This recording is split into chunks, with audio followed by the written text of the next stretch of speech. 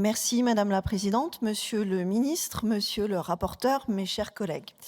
Plus que jamais, dans un environnement de plus en plus incertain, nous avons le devoir de protéger celles et ceux qui nous protègent. Je parle des sapeurs-pompiers qui sont le premier maillon de la chaîne de secours sur nos territoires. Je parle de ces femmes et de ces hommes qui sont en première ligne des changements d'une société marquée par la montée des violences et d'un monde bouleversé par les effets du dérèglement climatique. Notre devoir est de les accompagner et de favoriser les conditions de leur engagement. Le texte porté par mon collègue du groupe Les Démocrates, Jean-Carl Grelier, va dans ce sens en assurant la pérennité d'une médecine de qualité au service des sapeurs-pompiers et de la population.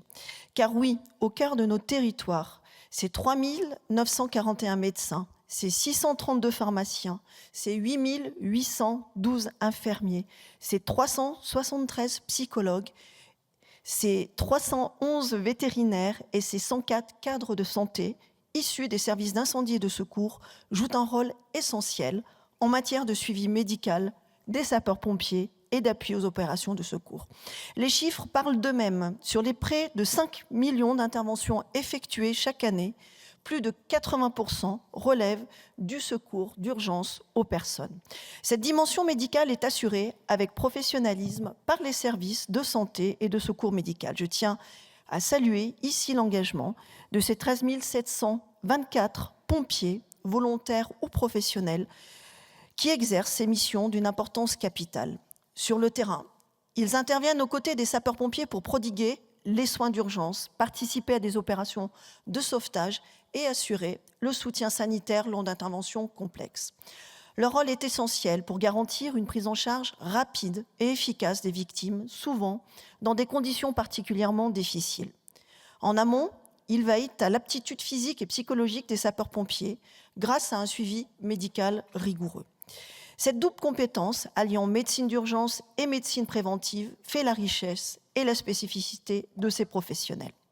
Pourtant, malgré leur rôle crucial, les personnels de santé des services d'incendie et de secours évoluent aujourd'hui dans un cadre juridique morcelé, composé d'un ensemble de textes disparates qui ne reflètent plus la réalité de leur mission ni les défis auxquels ils sont confrontés.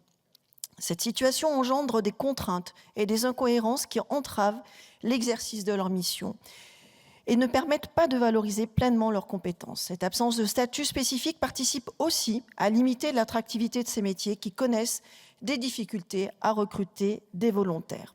Au cœur de notre modèle de sécurité civile, les médecins, infirmiers, pharmaciens, psychologues et vétérinaires des services d'incendie et de secours méritent notre reconnaissance, une reconnaissance à la hauteur de leur engagement et un cadre de travail adapté aux exigences de leurs fonctions. C'est précisément l'objet de cette proposition de loi portée par mon collègue Jean-Carl Grelier et notre groupe Les Démocrates. En créant un cadre d'emploi spécifique pour les personnels de santé des SIS, inspiré du modèle éprouvé des praticiens militaires, nous apportons une réponse claire et ambitieuse à ces problématiques.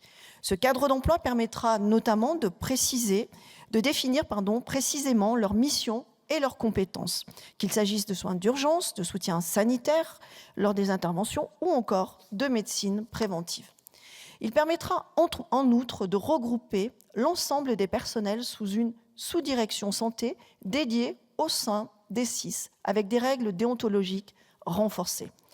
En dotant les personnels de santé des services d'incendie et de secours de ce nouveau cadre clair, structuré et valorisant, nous leur donnerons les moyens d'exercer leur mission dans les meilleures conditions possibles. Nous renforcerons l'attractivité de ces métiers essentiels. Toutefois, si cette proposition est une avancée significative, la question de la rémunération demeure un point crucial, alors que plus de 60% des médecins de sapeurs-pompiers professionnels jugent que le montant de leur rémunération est clairement devenu un frein au recrutement. Une revalorisation salariale devrait être évoquée dans le Beauvau de la sécurité publique. Mes chers collègues, il est temps de traduire notre reconnaissance envers les personnels de santé des SIS en actes concrets. Cette proposition de loi est une étape décisive et s'inscrit dans cette direction. Le groupe démocrate appelle donc à voter résolument en faveur de cette proposition de loi, car en votant pour ce texte, nous ferons collectivement un choix clair, celui de la sécurité, de la qualité de secours et celui de la reconnaissance du rôle essentiel des personnels de santé, des services d'incendie et de secours. Je vous remercie. Merci, Madame la députée.